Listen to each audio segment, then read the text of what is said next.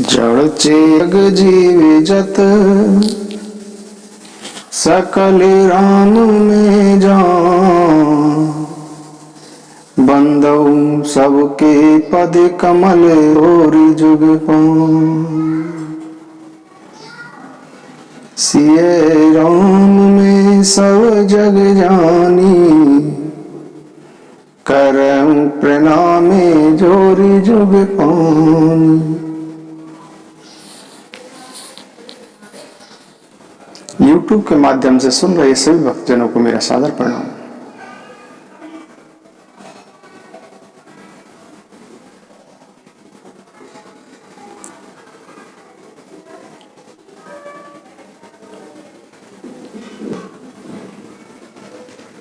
माँ नहीं मातु पिता नहीं देवा, साधु ने सुन करवा वहीं सेवा। जो मानव के रूप में राक्षस है उनके यही लक्षण हैं। माँ नहीं मातु पिता नहीं देवा, और साधु सन करवा वही सेवा। जो मानव रूप में राक्षस हैं वह पराये धन पर पराई स्त्री पर दृष्टि रखते हैं। उनका स्वभाव चोरी करने का, जुआ खेलने का है। ऐसे लोग माता पिता और देवता किसी को नहीं मानते, और साधुओं से भी, साधुओं की सेवा करना तो दूर रहा, उल्टा उन्हीं से सेवा कराते हैं। जिनके यह आचरण भवानी, ते जाने हूँ निश्चर सब प्राणी। भगवान शिव जी कहते हैं कि हे भवानी, जिन लोगों के ऐसे आचरण हैं उन सब प्राणियों को तुम मनुष्य के रूप में राक्षसी मानो।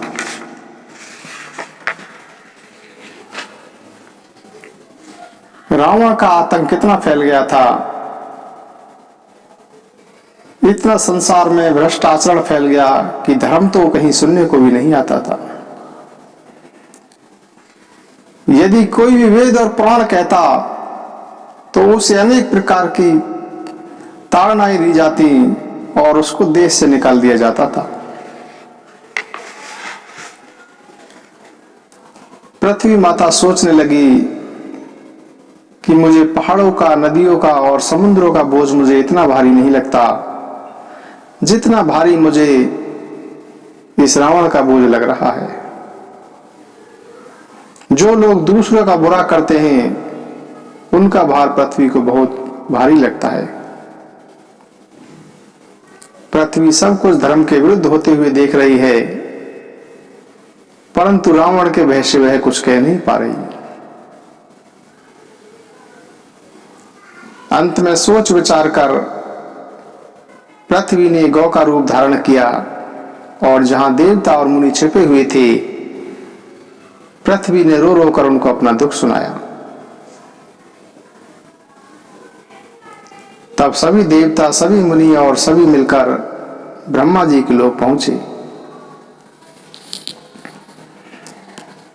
पृथ्वी माता भी गौ का शरीर धारण करके उनके साथ ब्रह्मा जी के पास चल दी।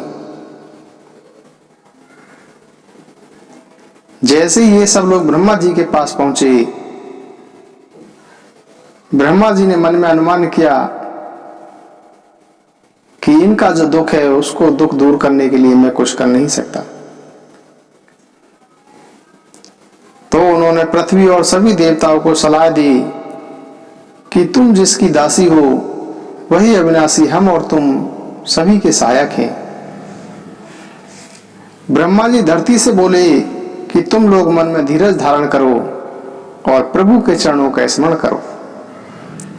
प्रभु अपने भक्तों की पीड़ा जानते हैं, वह सबके मन की पीड़ा जानते हैं, वे ही तुम्हारे इस कष्ट का निवारण करेंगे। ब्रह्मा जी की इस बात को सुनकर सभी देवता लोग और पृथ्वी माता यह सोचने लगे कि अब प्रभु को कहां खोजें। अपनी अपनी मति के अनुसार कोई कहता कि बैकुंठपुरी में मिलेंगे, लगता था कि प्रभु क्षीर सागर में निवास करते हैं। जिसके भी हृदय में जैसी भक्ति थी, जैसी प्रीति थी, जिसकी जैसी स्थिति थी, उसके लिए प्रभु सदा उसी रीति से प्रकट हो जाते हैं। भगवान शिव जी माता पार्वती से कहते हैं कि हे पार्वती, उस समय उन लोगों के साथ मैं भी था, तो मैंने उनसे एक बात कही कि मैं तो सिर्फ यह जानता हूं कि भगवान सब जगह हैं, समान रूप से व्यापक हैं। भगवान तो प्रेम से प्रकट हो जाते हैं। भगवान देश काल दिशा विदिशा ऐसी कौन सी जगह है जहां भगवान नहीं है। हरि व्यापक सर्वत्र समाना, प्रेमित प्रगटे होहि में जाना। हरि व्यापक सर्वत्र समाना, प्रेमित प्रगट होहि में जाना। देश काल दिस विदिशहु माही, कहहु सो कहाँ जहाँ प्रभु नाही। प्रभु चराचर में व्याप्त होते हुए सबसे रहित हैं। प्रभु की कहीं भी आसक्ति नहीं है। जैसे अग्नि प्रकट होती है, उसी प्रकार भगवान भी प्रेम से प्रकट होते हैं। मेरी इस प्रकार की बातें सुनकर ब्रह्मा जी को बड़ा हर्ष हुआ। ब्रह्मा जी का शरीर पुलकित हो गया, नेत्रों से प्रेम के आंसू बहने लगे। तब ब्रह्मा जी हाथ जोड़कर स्तुति करने लगे। जय जय सुरनायक, जय सुखदायक, प्रणति पाले भगवंता। गोद्विज हितकारी, जय असुरारी, सिंधु सुता प्रिय कंता। पालन सुरधरनी, अद्भुत करनी, मरम न जानई कोई। जो सहज कृपाला, दीन दयाला, करऊं अनुग्रह सोई। जय जय अविनाशी, सब घट बासी, व्यापक परमानंदा।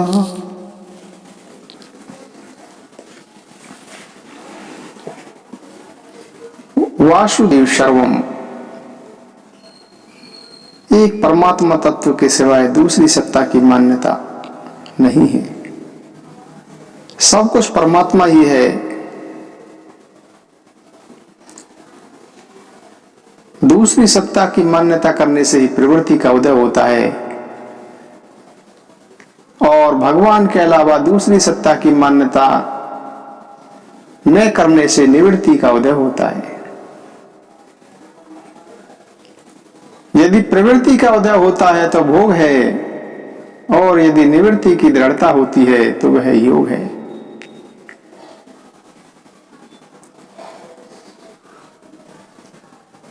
सब कुछ परमात्मा है। संसार में कार्य रूप से, कारण रूप से, प्रभाव रूप से, सब रूपों में भगवान ही है।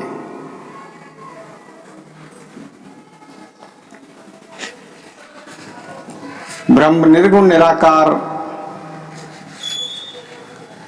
सभी कर्मों में उत्पत्ति स्थिति प्रलय जो भी क्रियाएं हैं, संपूर्ण क्रियाओं में, सारे भौतिक जगत में मन इंद्रियों के अधिष्ठान देवता ब्रह्मा जी आदि सभी देवताओं में अंतर्यामी विष्णु, ब्रह्मा विष्णु महेश, इनके रूप में सब जगह भगवान है, सब में भगवान है। तात्पर्य है कि सत्य और असत और उससे परे जो कुछ भी है वह सब परमात्मा ही है। यह जो संसार दिखता है, संसार अपने राग के कारण ही दिखता है। राग के कारण ही दूसरी सत्ता दिखती है। राग ना हो तो एक परमात्मा के सिवाय कुछ भी नहीं है। भगवान कहते हैं कि मैं ही संपूर्ण प्राणियों के हृदय में स्थित हूं। जिस हृदय में भगवान रहते हैं उसी हृदय में राग द्वेष हलचल अशांति होते हैं। हृदय में ही सुख होता है और हृदय में ही दुख होता है।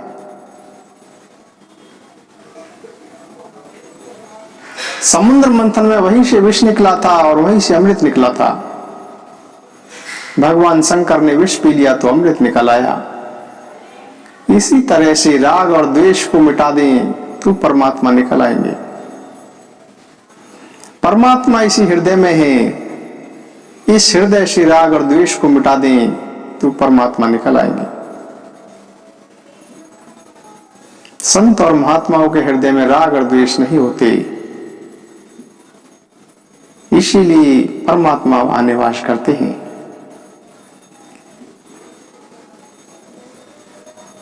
सब कुछ परमात्मा ही है। यह खुले नेत्रों का ध्यान है। इसमें ना आंख बंद करने की जरूरत है, ना कान बंद करने की जरूरत है, ना नाक बंद करने की जरूरत है। इसमें न संयोग का असर पड़ता है, इसमें न वियोग का असर पड़ता है, न किसी के आने का असर पड़ता है, न किसी के जाने का असर पड़ता है। जब सब कुछ परमात्मा ही है तो फिर दूसरा कहां से आए और दूसरा कहां आए और कैसे आए।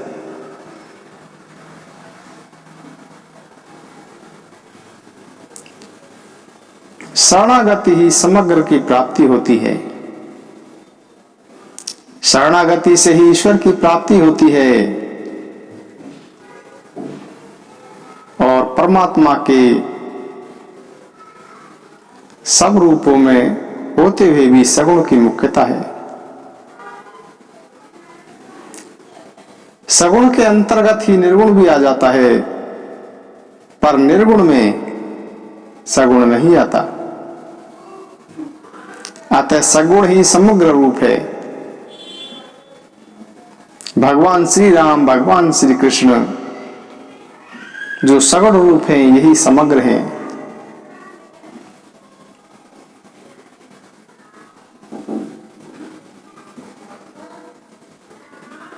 भगवान भगवत प्राप्ति के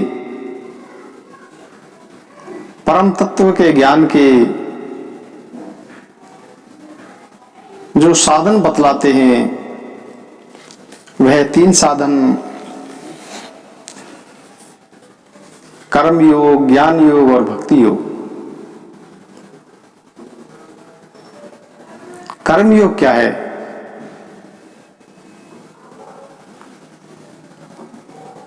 शरीर को लेकर ही कर्म योग है, क्योंकि जो भी क्रियाएं हमारे शरीर के द्वारा होती हैं, इसलिए शरीर को लेकर कर्म योग है। और जो इसके अंदर शरीर ही है, जीवात्मा है, उसको लेकर ज्ञान योग है।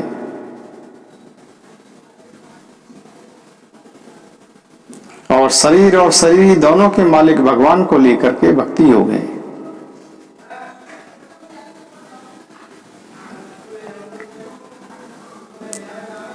शरीर को लेकर और फिर शरीर को लेकर क्रम से है ज्ञान योग और कर्म योग का वर्णन है। फिर ध्यान योग का वर्णन है, क्योंकि ध्यान योग वह भी कल्याण करने का ही एक साधन है।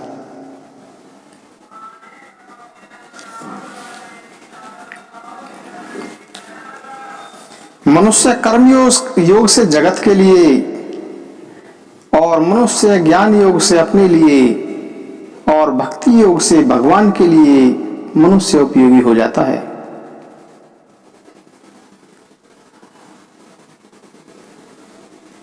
योग क्या है?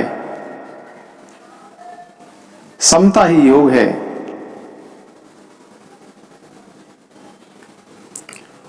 वास्तव में योग की आवश्यकता कर्म योग में ही है।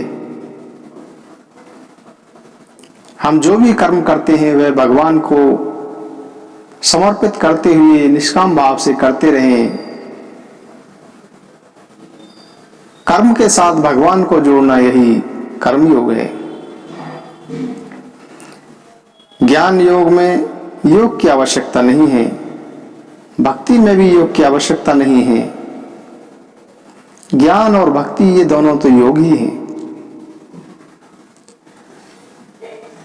कर्म जड़ है, बांधने वाला है और विषय है, इसीलिए कर्म में ही योग की आवश्यकता है।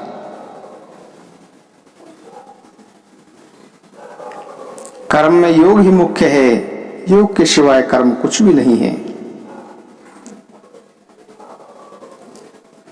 कर्तव्य भी कर्म के करने से ही आता है, इसीलिए योग शब्द विशेषकर कर्म योग का ही वाचक है। कर्म योग के भी दो विभाग हैं, कर्म विभाग और योग विभाग। कर्म विभाग पूर्वार्ध है और योग विभाग उत्तरार्ध है। कर्म करण सापेक्ष है और योग करण निरपेक्ष है।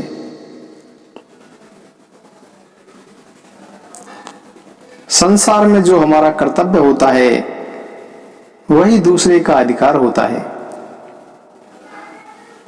इसीलिए व्यक्ति का जो कर्तव्य है वह परिवार का, समाज का और संसार का अधिकार है। जैसे वक्ता का जो कर्तव्य होता है श्रोता का वही अधिकार होता है, और श्रोता का जो कर्तव्य होता है वक्ता का वही अधिकार होता है। वक्ता जो होता है वह बोलकर श्रोता के अधिकार की रक्षा करता है और श्रोता सुनकर वक्ता के अधिकार की रक्षा करता है। और दूसरे के अधिकार की रक्षा करने से ही मनुष्य ऋण मुक्त हो जाता है और उसको योग की प्राप्ति हो जाती है। दूसरे के अधिकार की रक्षा करने का तात्पर्य यह हुआ कि जो शरीर, वस्तु, योग्यता और सामर्थ्य को वह अपनी ना समझकर बल्कि दूसरे की ही समझकर दूसरे की सेवा में ही अर्पित कर दे। संसार में वस्तु और व्यक्ति के साथ हमारा जो संयोग होता है, जहां संयोग होता है वहीं कर्तव्य का पालन करने की भी आवश्यकता होती है। वस्तु का संयोग होने पर उस वस्तु में ममता ना करके उसका सदुपयोग करना, उसको दूसरों की सेवा में लगाना, यही हमारा कर्तव्य है। व्यक्ति का संयोग होने पर उस व्यक्ति में ममता ना करके उसकी सेवा करना, उसको सुख पहुंचाना, यही हमारा कर्तव्य है। कामना और ममता से रहित होकर कर्तव्य का पालन करने से शरीर और संसार के संयोग का वियोग हो जाता है और योग की प्राप्ति हो जाती है। संयोग का तो वियोग होता है पर योग का कभी भी वियोग नहीं होता। योग की प्राप्ति होने पर मनुष्य राग, द्वेष, काम, क्रोध आदि विकारों से सर्वथा मुक्त हो जाता है और उसको स्वाधीनता, निर्विकारता, असंगता, समता की प्राप्ति हो जाती है। प्रत्येक मनुष्य चाहता है कि मैं सदा जीता रहूं, मैं कभी ना मरूं। प्रत्येक मनुष्य चाहता है कि मैं सब कुछ जान जाऊं, कभी अज्ञानी ना रहूं। प्रत्येक मनुष्य चाहता है कि मैं सदा सुखी रहूं, कभी दुखी ना रहूं। परंतु मनुष्य की यह जो चाहना है वह अपने बल से अथवा संसार के बल से कभी भी पूरी नहीं हो सकती, क्योंकि मनुष्य जो चाहता है वह संसार के पास है ही नहीं। वास्तव में मनुष्य को जो चाहिए वह तो उसको पहले से ही प्राप्त है। उसमें गलती यह होती है कि वह उन वस्तुओं को चाहने लगता है जिनका संयोग और वियोग होता है, जो मिलने और बिछुड़ने वाली हैं। और यह सिद्धांत है कि जो वस्तु कभी भी हमारे से अलग होती है वह सदा ही हमारे से अलग है और अभी वर्तमान में भी हमारे से अलग ही है। जैसे शरीर कभी भी हमारे से अलग होगा तो वह सदा ही हमारे से अलग है और अभी भी हमारे से अलग है। और परमात्मा कभी भी हमारे से अलग नहीं होता, वह सदा ही हमारे साथ है और अभी भी हमारे साथ ही है। तात्पर्य यह हुआ कि वास्तव में संसार का सदा ही वियोग है और परमात्मा का सदा ही योग है।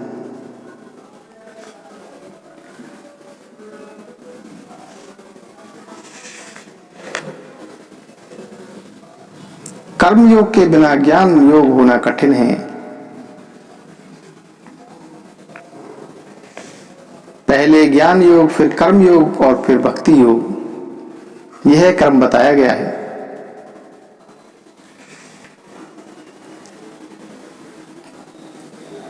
जगत और जीव दोनों लौकिक हैं और भगवान अलौकिक हैं।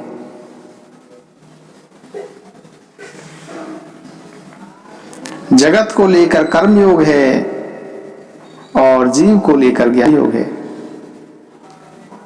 कर्म योग और ज्ञान योग दोनों ही लौकिक हैं, परंतु भक्ति योग भगवान को लेकर चलता है, इसीलिए भक्ति योग अलौकिक है।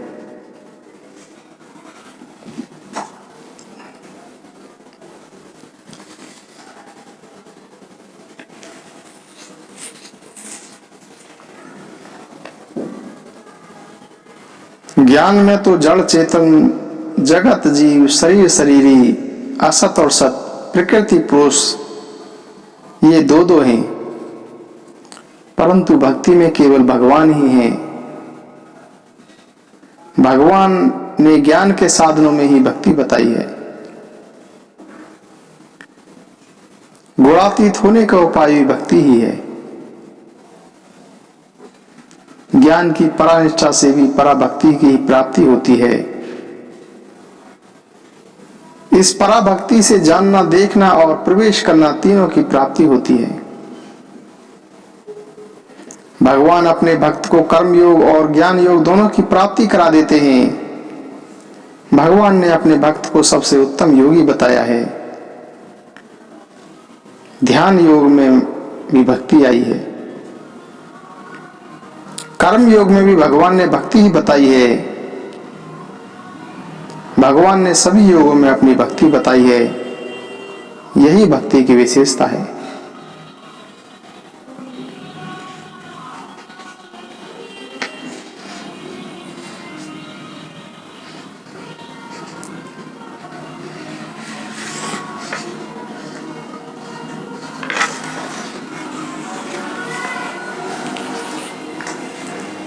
जय जय अविनाशी, सब घट बासी, व्यापक परमानंदा, अमिगित गौतम चरिते पुनीतम, माया रहते मुकंदा। हे अविनाशी, सबके हृदय में निवास करने वाले, सर्वव्यापक परम आनंद स्वरूप, आज्ञा इंद्रियों से परे, पवित्र चरित्र, माया से रहित मोक्षदाता, आपकी जय हो। इस लोक और परलोक के सब भोगों से विरक्त तथा मोह से सर्वथा छूटे हुए ज्ञानी भी अत्यंत अनुरागी बनकर, जिनका रात दिन ध्यान करते हैं और जिनके गुणों के समूहों का गान करते हैं, उन सच्चिदानंद भगवान की जय हो। जिन्होंने बिना किसी दूसरे संगी तथा सहायक के अकेले ही तीन प्रकार की सृष्टि उत्पन्न की, वे पापों का नाश करने वाले भगवान हमारी सुध लें। हम ना तो भक्ति जानते हैं, ना पूजा जानते हैं। जो जन्म मृत्यु के भय का नाश करने वाले, मुनियों के मन को आनंद देने वाले और विपत्तियों के समूह का नष्ट करने वाले हैं, हम सब के मन, वचन और कर्म से अपनी चतुराई छोड़कर हम उनकी शरण में आए हैं।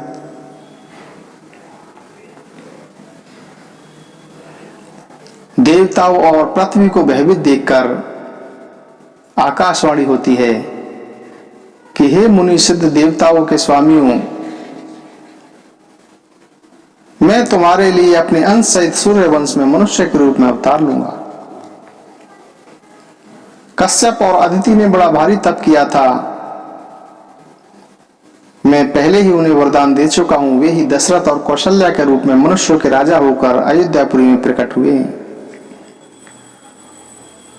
मैं उन्हीं के घर में राजा दशरथ और कौशल्या के घर रघुकुल में श्रेष्ठ 4 भाइयों के रूप में अवतार लूंगा और नारद जी के वचनों को मैं सत्य करूंगा। तब ब्रह्मा जी के समझाने पर पृथ्वी निर्भय हो गई। उनके मन में ढाढ़स बन गया। देवताओं को यही सिखाकर कि वानरों का शरीर धरकर तुम लोग पृथ्वी पर जाकर भगवान के चरणों की सेवा करो। और फिर ब्रह्मा जी अपने लोक को चले गए। समय आने पर भगवान ने अयोध्यापुरी में अवतार लिया। अवधपुरी रघुकुल मनि राउ, वेद विदित तेहि दशरथ नाउ।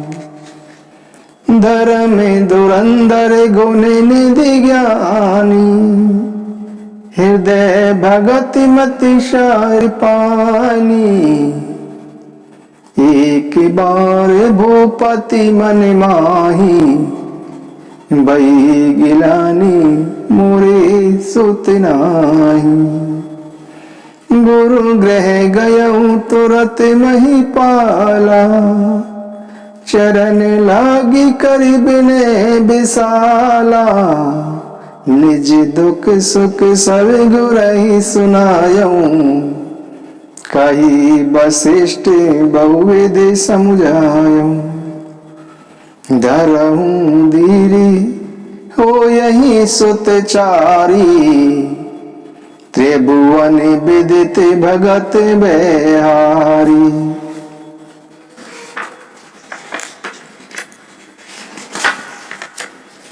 श्रृंगी ऋषि वशिष्ठ बुलावा, पुत्रिका में शुभ यज्ञ करावा। भगति सहित मुनिया होती दीनी, प्रगटे अग्नि चरु कर लीनी। जो वशिष्ठ कछु हृदय विचारा, सकल काजुआ से दे तुम्हारा।